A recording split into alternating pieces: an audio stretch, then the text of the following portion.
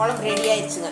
முருங்கைக்கீரை போட்டு ஒரு 5 நிமிஷம் கூட வேண்டாம். ரொம்ப கொதிக்க வச்சா முருங்கைக்கீரை இதாகிருங்க, நல்லா இருக்காது, பச்சை கலர் மாறிடும். ஒரு 2-3 கொதி வந்தால் போதும்.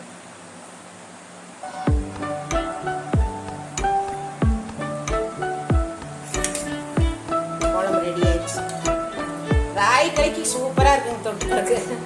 ராய்க்களி செஞ்சு இந்த குழம்பு ஊற்றி சாப்பிடலாம்.